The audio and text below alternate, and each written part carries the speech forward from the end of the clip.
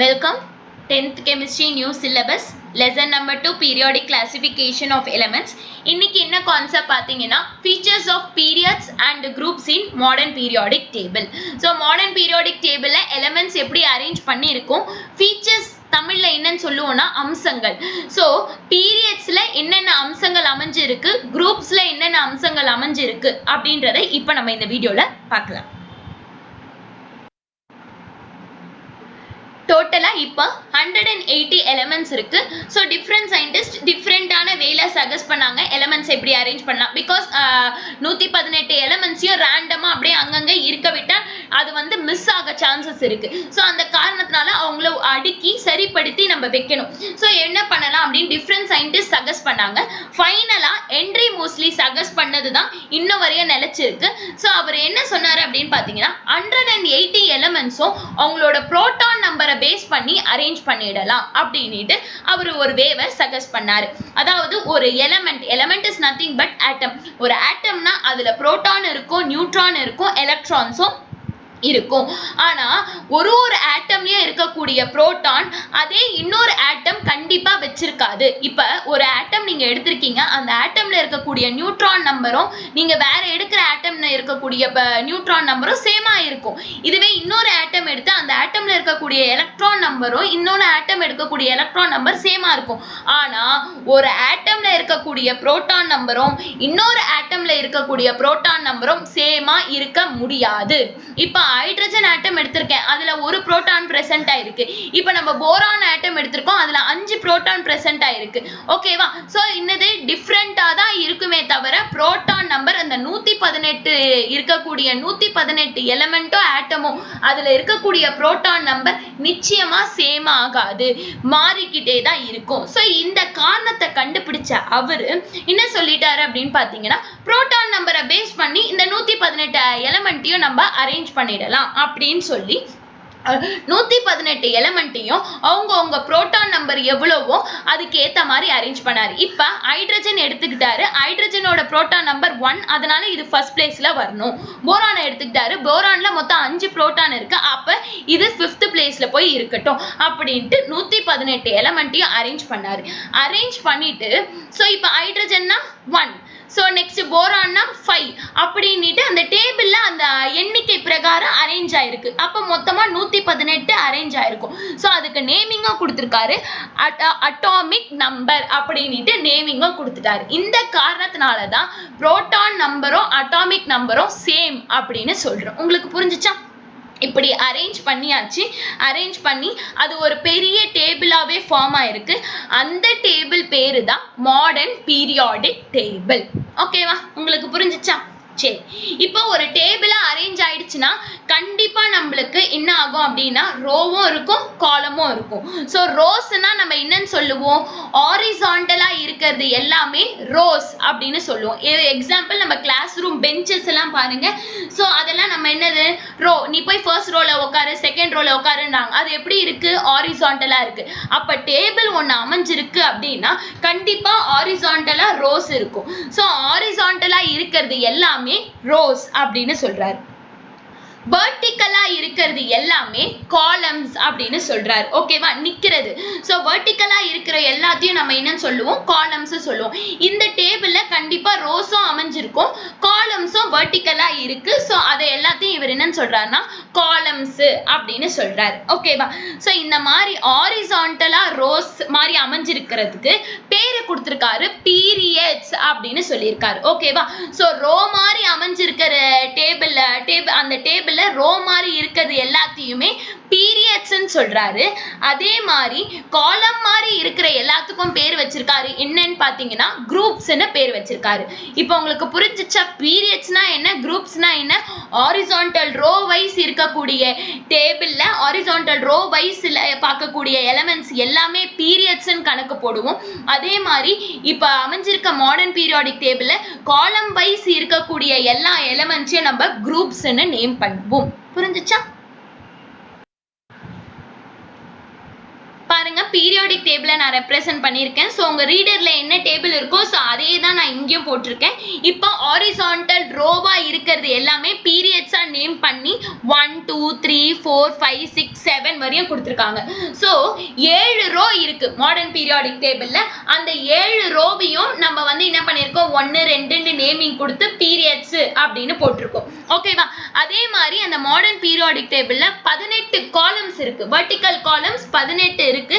அதுக்கும் நான் 1 2 3 நம்பரிங் கொடுத்து அதை குரூப் அப்படின்னு டர்ம் பண்ணியிருக்கேன். ஓகேவா? புரிஞ்சுச்சா? இப்ப ஃபர்ஸ்ட் பீரியட்ல என்ன எலிமெண்ட்ஸ் இருக்குன்னா நீங்க என்னன்னு சொல்லுவீங்க ஹைட்ரஜன் அண்ட் ஹீலியம் இருக்கு அப்படின்னு சொல்லுவோம். இதுவே செகண்ட் குரூப்ல என்னென்ன எலிமெண்ட்ஸ் இருக்கு அப்படின்னா நீங்க என்ன பண்ணுவீங்க உடனே காலம் வைஸ் பார்க்க ஆரம்பிச்சிருவீங்க. ஓகேவா? வெர்டிகல் காலம் வைஸ் பார்க்க ஆரம்பிச்சு பெரிலியம் மெக்னீசியம் கால்சியம் அப்படின்னு சொல்லணும். புரிஞ்சுச்சா உங்களுக்கு? சோ இப்படிதான் ஒரு டேபிள்ல பீரியட்ஸ் அண்ட் குரூப்ஸா அவர் பிரிச்சு சொல்லியிருக்காரு. ஸோ நார்மலாக ஒரு டேபிளை வந்து ஒரு ஃபார்ம் பண்ணிட்டு ஹாரிசான்டல் ரோ வைஸ் இருக்கிறதெல்லாம் பீரியட்ஸ், காலம் வைஸ் இருக்கிறதெல்லாம் குரூப்ஸ் அப்படின்னு சொல்லிட்டு பீரியட் 1 அடுத்தது இருக்கு அப்போ 2 3 அப்படின்ட்டு நேமிங் பண்ணலை. ஓகேவா? ஸோ அதுலேயும் ஒரு ஃபார்மேஷன் ஒன்று கண்டுபிடிச்சிருக்காரு. கண்டுபிடிச்சிட்ட பிறகுதான் அந்த நேமிங் வந்து 1 2 3 அப்படின்னு ஆகி 7 பீரியட் வந்திருக்கு 18 குரூப்ஸ் வந்திருக்கு அப்படின்றத கண்டுபிடிச்சாங்க. என்ன அப்படின்னு பார்த்தீங்கன்னா period number is equal to number of valence shell. அதாவது ஒரு ஆட்டம் எந்த பீரியட்ல போய் சேரும் அப்படின்றது அந்த ஆட்டம் எவ்வளவு ஷெல்லை யூஸ் பண்ணிருக்கோ அதை வச்சுதான் இது வந்து பீரியட் 1 பீரியட் 2 அப்படின்ட்டு மென்ஷன் பண்ணிருக்காரு.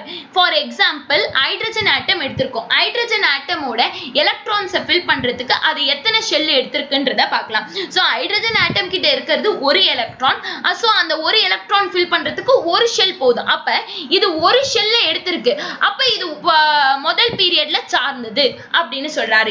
இப்ப வேற ஏதாவது ஒரு ஆட்டம் எடுத்திருக்கீங்க. அந்த ஆட்டமோட எலக்ட்ரான்ஸை ஃபில் பண்ண 4 ஷெல் தேவைப்படுது அப்படின்னா மொத்தம் எத்தனை ஷெல் எடுத்திருக்கு 4. அப்ப அது 4வது பீரியட்ல போய் சாரும் அப்படின்ற ஒரு ஃபார்மேஷன் ஒரு தன்மையும் அவர் கண்டுபிடிச்சுதான் நேம் பண்ணிருக்காரு பீரியட் 1 பீரியட் 2 பீரியட் 3 பீரியட் 7 வரையும். புரிஞ்சுச்சா? சோ ஒரு ஆட்டம் எலக்ட்ரான்ஸை ஃபில் பண்ண எத்தனை ஷெல்லை எடுத்துக்குதோ அந்த ஷெல் எத்தனை எடுக்குதோ அதுதான் அவங்க பீரியட் நம்பரை சாருவாங்க. இப்ப 5 ஷெல் எடுத்துக்கிச்சுன்னா 5வது பீரியட் அப்படி நம்ம சொல்றோம். சோ இந்த ஒரு தன்மையை அவர் கண்டுபிடிச்சுதான் மொத்தம் 7 பீரியடா நேம் பண்ணியிருக்காரு. ஓகேவா? ஸோ மாடர்ன் பீரியாடிக் டேபிள்ல நீங்க இப்ப நம்ம ஃபீச்சர்ஸ் ஆஃப் பீரியடோட ஃபீச்சர்ஸ் தான் நம்ம பார்க்க போறோம். அதனால நீங்க ரோ வைஸ் பார்த்தாலே போதும். ஸோ ஃபர்ஸ்ட் பீரியட் பாத்தீங்கன்னா ரொம்ப ஷார்ட்டஸ்டான பீரியட். ஏன் அப்படின்னு பாத்தீங்கன்னா அதுக்கிட்ட 2 எலமெண்ட் தான் இருக்கு. அதே மாதிரி இப்ப செகண்ட் பீரியட் வாங்க, அதுவும் பாத்தீங்க அப்படின்னு பாத்தீங்கன்னா ஷார்ட் பீரியட். ரொம்ப ஷார்ட்டஸ்ட்னு சொல்ல முடியாது, it is a short period. ஏன்னா கொஞ்சம் எலமெண்ட்ஸ் வந்து ஃபில் ஆயிருக்கு. ஃபர்ஸ்ட்டை விட கொஞ்சம் எலமெண்ட்ஸ்லாம் ஃபில் ஆயிருக்கு. அண்ட் தேர்ட் பீரியட் பாத்தீங்கன்னா அதுவும் என்னது ஷார்ட் பீரியட் தான். அதுலயும் கொஞ்சம் எலிமெண்ட்ஸ் எல்லாம் ஃபில் ஆயிருக்கு. ஸோ சோடியம்ல இருந்து ஆர்கான் வரையும் அப்படின்னுவீங்க. அண்ட் நம்ம ஃபோர்த் பாத்தீங்க அப்படின்னு பாத்தீங்கன்னா இட்ஸ் அ லாங் பீரியட். ஏன் அப்படின்னு பாத்தீங்கன்னா தேர்ட் பீரியடை விட இதுல இருக்கக்கூடிய எலிமெண்ட்ஸ் கொஞ்சம் அதிகமா இருக்கு. ஸோ இது வந்து என்னது லாங் பீரியட் அப்படின்னு சொல்றாங்க. ஓகேவா? இதுல பாத்தீங்கன்னா 8 நார்மல் எலிமெண்ட்ஸும் 10 டிரான்சிஷன் எலிமெண்ட்ஸும் சேர்க்கப்படுறாங்க அப்படின்னு சொல்றாங்க. சரி, எது நார்மல் எலிமெண்ட்ஸ் எது டிரான்சிஷன் எலிமெண்ட்ஸ் பார்க்கலாம். ஸோ இந்த லைட் ப்ளூல இருக்கு பாத்தீங்களா, இது எல்லாமே உங்களுக்கு டிரான்சிஷன் எலிமெண்ட்ஸ் அப்படின்னு சொல்லப்படுறாங்க. மற்ற எல்லாமே நார்மல் எலிமெண்ட்ஸ். ஸோ நடு பார்ட் ஃபுல்லா லைட் ப்ளூல இருக்கிறது எல்லாமே டிரான்சிஷன் எலிமெண்ட்ஸ் அண்ட் மற்ற எல்லாமே நார்மல் எலிமெண்ட்ஸ். அப்போ உங்க 4வது பீரியட்ல மொத்தம் 8 நார்மல் எலிமெண்ட்ஸ் இருக்கு. நடுவுல இருக்கிற இந்த 10 டிரான்சிஷன் எலிமெண்ட்ஸும் சேர்ந்து இருக்கு இந்த பீரியட்ல அப்படின்னு சொல்லுவோம். ஓகேவா? தென் 5th பீரியட் பாருங்க. சோ சேம் திங், இதுவும் என்னது லாங் பீரியட் தான். இதுல 8 நார்மல் எலிமெண்ட்ஸ், அதே 10 உங்களுக்கு டிரான்சிஷன் எலிமெண்ட்ஸ் சேர்றாங்க. 6th பீரியட் வந்து லாங்கஸ்ட் பீரியட் ஏன் சொல்றோம்? 5th பீரியடும் அதே எலிமெண்ட்ஸ் தான் இருக்கு, 6th பீரியடும் அதே எலிமெண்ட்ஸ் தான் இருக்கு. ஆனா 5th பீரியட லாங் பீரியட்னும் 6th பீரியட லாங்கஸ்ட் பீரியடும் ஏன் சொல்றோம் அப்படின்னு பாத்தீங்கன்னா நீங்க இந்த டிரான்சிஷன் எலிமெண்ட்ல ஃபர்ஸ்ட் இருக்கக்கூடிய லாந்தனைட்ஸ் அப்படின்றத பாருங்க. அந்த லாந்தனைட்டுக்குள்ளேயே நீங்க நிறைய எலிமெண்ட்ஸ் வந்து உள்ள கண்டெயின் ஆகுது. மொத்தம் 14 எலிமெண்ட்ஸ் அதுக்குள்ளேயே இருக்கு. இங்க பாருங்க, கீழே வந்துருங்க. லாந்தனைட் போட்டு மொத்தம் 14 டிஸ்ப்ளே ஆயிருக்கா. சோ அந்த லாந்தனைட் அப்படின்ற எலிமெண்ட்டுக்குள்ளேயே இத்தனை 14 எலிமெண்ட்ஸும் இருக்கு. அப்ப இந்த 14 எலிமெண்ட்ஸும் வரும், இதுல இருக்கக்கூடிய எலிமெண்ட்ஸும் வரும். So it is a longest period. அப்ப உங்களோட 6th பீரியட்ல மொத்தம் 8 நார்மல் எலிமெண்ட்ஸ் இருக்கும், 10 டிரான்சிஷன் எலிமெண்ட்ஸ் இருக்கும். அந்த லாந்தனைட் குள்ள இன்னது மொத்தம் 14 எலிமெண்ட்ஸ் உள்ள இருக்குன்றதுனால இன்னர் டிரான்சிஷன் மெட்டல் அப்படின்னு நம்ம சொல்றோம். இங்க கீழே இருக்கிறது எல்லாத்தையும் புரிஞ்சுச்சா? அண்ட் 7th பீரியட் என்னது உங்களுக்கு அதே லாங்கஸ்ட் பீரியட் அப்படின்னு வரும். ஏன் அப்படின்னு பாத்தீங்கன்னா உங்களுக்கு ஆக்டினைட் 3rd எலிமெண்ட் இருக்கா, அதுக்குள்ளேயும் 14 எலிமெண்ட் கண்டெயின் ஆகுது. ஸோ அங்க கீழே பாருங்க, ஆக்டினைட் என்னென்ன அந்த 14 எலிமெண்ட்டும் கண்டெயின் ஆகுது. ஸோ இதுவும் லாங்கஸ்ட் பீரியட் அப்படின்னு சொல்றாங்க. ஸோ அந்த 7th பீரியட்ல 8 நார்மல் எலிமெண்ட்ஸ் இருக்கு, அடுத்தது 10 டிரான்சிஷன் எலிமெண்ட்ஸ், இன்னர் டிரான்சிஷன் அதாவது இந்த ஆக்டினைட் குள்ள ஒரு எலிமெண்ட்ஸ் இருக்கு. ஸோ இன்னர் டிரான்சிஷன் 14 இருக்கு அப்படின்னு சொல்றாங்க. ஸோ இதுதான் features of periods. features of groups பார்க்கலாம். சோ காலம் முதல் காலமா இருக்கா, அப்ப அது group 2. முதல் காலத்துக்கு அடுத்த காலம் வருதா, அப்ப group 2 அப்படின்னு அவரு நேம் பண்ணல. சோ அதுலயும் ஒரு தன்மையை கண்டுபிடிச்சாரு. என்னன்னு பாத்தீங்கன்னா group number is equal to number of valence electrons. அதாவது ஒரு எலிமெண்ட் எடுத்துக்கிட்டோம் அப்படின்னா அந்த எலிமெண்டோட எலக்ட்ரான்ஸ் எத்தனையோ அந்த அத்தனை எலக்ட்ரான்ஸ் தேவைப்படுற அளவுக்கு நம்ம ஷெல்ல போட்டு அந்த எலக்ட்ரான்ஸை ஃபில் பண்ணுவோம். ஓகேவா? சோ கடைசி ஷெல்லுல எத்தனை எலக்ட்ரான்ஸ் இருக்கோ அந்த குரூப் நம்பரை சார்ந்தது அப்படின்னு சொல்றாரு. ஃபார் எக்ஸாம்பிள் நான் இப்ப பெரிலியம் ஆட்டம் எடுத்துக்கிட்டேன். சோ பெரிலியம் ஆட்டம்ல பாத்தீங்கன்னா 4 புரோட்டான் இருக்கு. புரோட்டான் நம்பர் எத்தனையோ அத்தனை நம்பர் தான் எலக்ட்ரான்ஸும். இப்ப 4 எலக்ட்ரான்ஸ் நம்ம கிட்ட இருக்கு. இதை நம்ம ஷெல்ல ஃபில் பண்ண போறோம். சோ ஃபர்ஸ்ட் ஷெல் போடுறேன், 2 எலக்ட்ரான்ஸ் ஃபில் பண்ணியாச்சு, அதுக்கு மேல நம்ம ஃபில் பண்ண கூடாது. சோ அடுத்த ஷெல் போடுறேன், அதுல 2 ஃபில் பண்ணிட்டேன். இப்ப 4 எலக்ட்ரான்ஸும் காலி, 4 எலக்ட்ரான்ஸையும் ஃபில் பண்ணியாச்சு. இப்ப கடைசி ஷெல்லுனா என்னது, நம்மளோட எல் ஷெல் தான் கடைசி ஷெல். அந்த ஷெல்ல எத்தனை எலக்ட்ரான்ஸ் இருக்கு, 2 எலக்ட்ரான்ஸ் இருக்கு. அப்ப இது குரூப் 2 சார்ந்தது அப்படின்னு ஒரு தன்மையை கண்டுபிடிச்சாரு. ஓகேவா? அப்ப ஒரு ஆட்டமையும் எலக்ட்ரான்ஸ் நம்ம ஃபில் பண்ணுவோம். அந்த எலக்ட்ரான்ஸ் ஃபில் பண்ணும்போது கடைசி ஷெல்லுல எத்தனை எலக்ட்ரான்ஸ் இருக்கோ அந்த எலக்ட்ரான்ஸோட நம்பர் தான் அதோட குரூப் நம்பர், அந்த ஆட்டமோட குரூப் நம்பர். இப்போ எக்ஸாம்பிள், நான் ஒரு ஆட்டம் எடுத்திருக்கேன். அந்த ஆட்டமோட ஃபைனல் ஷெல்லு வந்து ஃபைனல் ஷெல்லுல 8 எலக்ட்ரான்ஸ் இருக்கு அப்படின்னு பாத்தீங்கன்னா கடைசியா 8 எலக்ட்ரான்ஸ் இருக்கு அப்படின்னா அதோட குரூப் நம்பரும் 8 தான். ஓகேவா? சோ அந்த ஃபார்மேஷன் பிரகாரம் குரூப்ஸையும் அரேஞ்ச் பண்ணியிருக்காரு. பட் உங்க டேபிள்ல பாத்தீங்கன்னா 18 குரூப்ஸ்ன்னு சொல்லியிருக்கோம். பட் அதுக்கு பக்கத்துலயே 1A 2A 2B அப்படின்னு போட்டிருக்காங்க. ஏன், என்ன காரணம் அப்படின்னு பாத்தீங்கன்னா இப்ப ஹைட்ரஜனை எடுத்துக்கிட்டேன்னா அது எலக்ட்ரான்ஸோட எலக்ட்ரான் ஃபைனல் ஷெல்ல இருக்கக்கூடிய எலக்ட்ரான் பாத்தீங்கன்னா 1. சோ அதனால இது குரூப் 1 சார்ந்தது. இதுவே நீங்க அந்த சியூக்கு வாங்க, அதாவது உங்க 11th குரூப்புக்கு வாங்க, காப்பர். அதையும் நீங்க என்ன பண்றீங்க அப்படின்னா அதுல இருக்கக்கூடிய எலக்ட்ரான்ஸ் எல்லாமே ஃபில் பண்றீங்க. அந்த காப்பரோட லாஸ்ட் ஷெல்ல பாத்தீங்கன்னா ஒரு எலக்ட்ரான்ஸ் ரிமைன் ஆயிருக்கு. ஒரே ஒரு எலக்ட்ரான் தான் அந்த லாஸ்ட் ஷெல்ல இருக்கு. சோ அப்ப என்னது, இது first group B division. So இது முதல் குரூப்லயே ஏ டிவிஷனை சார்ந்தது, இது ஃபர்ஸ்ட் குரூப்லயே பி டிவிஷனை சார்ந்தது. இப்ப பெரிலியம் வாங்க, பெரிலியம் 2வது குரூப்னு எழுதியாச்சு. மறுபடியும் அந்த 3rd குரூப்ல இருக்கக்கூடிய ஸ்காண்டியம் பாத்தீங்கன்னா அதுலயும் ஃபைனல் ஷெல் பாத்தீங்க அப்படின்னு பாத்தீங்கன்னா 2 எலக்ட்ரான்ஸ் தான் இருக்கு. அப்ப இது 2வது குரூப்ல ஏ டிவிஷன், இது 2வது குரூப்ல பி டிவிஷன். ஏன் அந்த 18 நம்பர் போட்டிருக்காங்கன்னா கன்ஃபியூஸ் ஆக கூடாதுன்றதுனால காமனா 1 2 3 இன்ட்டு 18 வரையும் போட்டிருக்காங்க.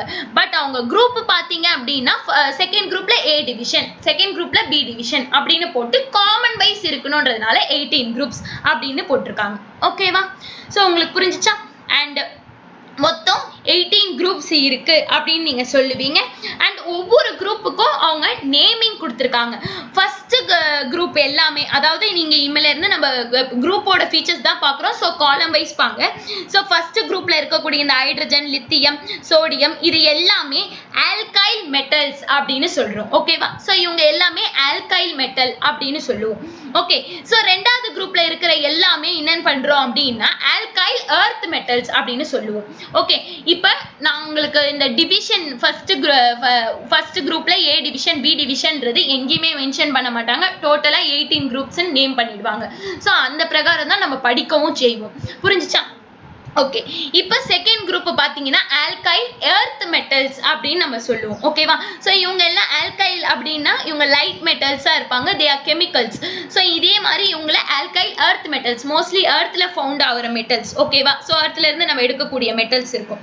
அடுத்தது நான் உங்களுக்கு ஆல்ரெடி சொல்லியிருக்கேன் 3ல இருந்து 12 இந்த சென்டர் பார்ட் ஃபுல்லாவே டிரான்சிஷன் மெட்டல் அப்படின்னு சொல்லுவோம். ஓகேவா? குரூப் 3ல இருந்து 12 வரையும். இந்த 13th மெட்டல் என்ன நேம் அப்படின்னா அதோட ஃபர்ஸ்ட் மெட்டல் என்ன இருக்கோ அதே நேம் தான். ஃபர்ஸ்ட் எலிமெண்ட் என்னது? போரான். அப்ப இது வந்து போரான் ஃபேமிலியை சார்ந்தவங்க. ஸோ 14th பாருங்க. So 14th group first metal என்னது? கார்பன். அப்ப இவங்க கார்பன் ஃபேமிலியை சார்ந்தவங்க. 15th பாத்தீங்கன்னா நைட்ரஜன் ஃபேமிலியை சார்ந்தவங்க. ஸோ 16th பாத்தீங்கன்னா ஆக்சிஜன் ஃபேமிலியை சார்ந்தவங்க. இல்லைன்னா அதுக்கு இன்னொரு நேமும் இருக்கு, கால்கோஜன் அப்படின்ட்டு. 17th H, அப்ப ஆலோஜன் ஃபேமிலியை சார்ந்தவங்க. Next you can go to 18th பாத்தீங்கன்னா நோபல் கேசஸ். இந்த ஹீலியம், நியான் ஆல்ரெடி நம்ம பேசிக் வீடியோல பார்த்திருப்போம். அவங்க எல்லாம் நோபல் கேஸ் அப்படின்னு சொல்லப்படுவோம்.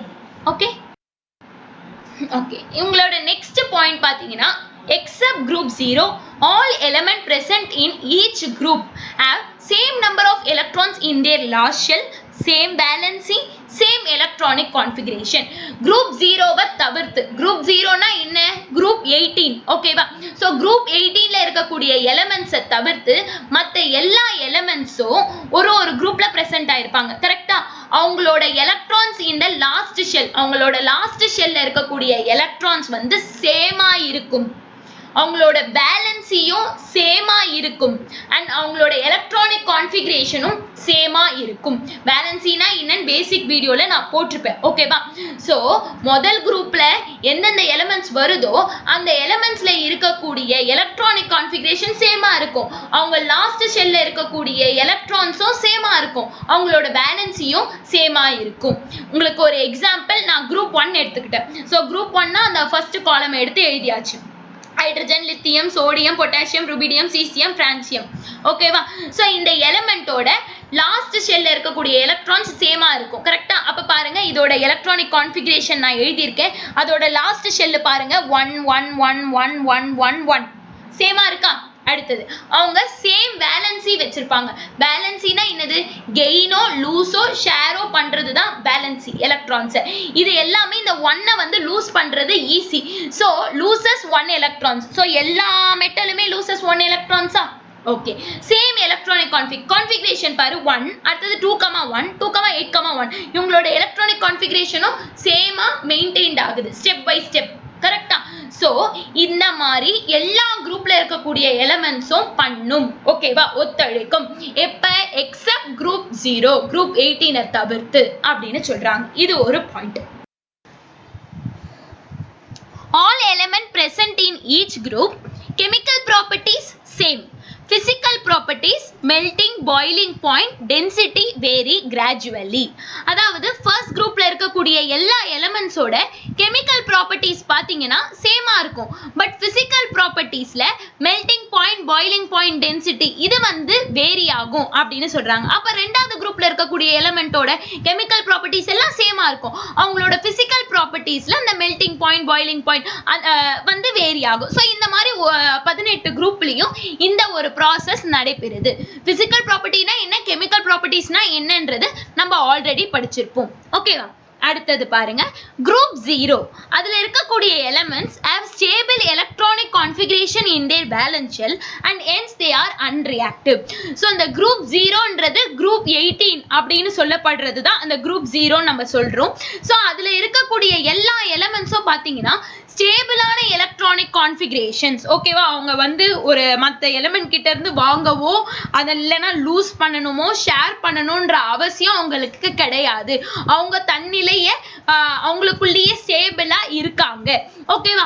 அதனால இவங்க அன்ரியாக்டிவ். யார்கிட்டயும் போயிட்டு அவங்க சேரணும் ரியாக்ட் பண்ணணும்ன்ற அவசியம் கிடையாது. இவங்க தனித்துவமா இருப்பாங்க அப்படின்னு சொல்றாங்க. பட் மற்ற எலிமெண்ட்ஸ் எல்லாம் பாத்தீங்கன்னா மற்ற குரூப்ல இருக்கக்கூடிய எலிமெண்ட்ஸ் அவங்க வந்து எல்லாத்தோடையும் கலந்து ரியாக்ட் ஆயிப்பாங்க. இந்த குரூப்ல இருக்கக்கூடிய எலிமெண்ட்ஸ் வந்து ரியாக்ட் ஆக மாட்டாங்க. எந்த group? Group 0 or group 18. Okay. So features of periods and groups இது ரெண்டும் உங்களுக்கு புரிஞ்சிருக்கும். மாடர்ன் பீரியாடிக் டேபிள்னா ஜஸ்ட் ஒரு சின்ன இன்ட்ரோ மாதிரி கொடுத்துட்டு இது ரெண்டும் எழுத ஆரம்பிங்க. So thank you so much.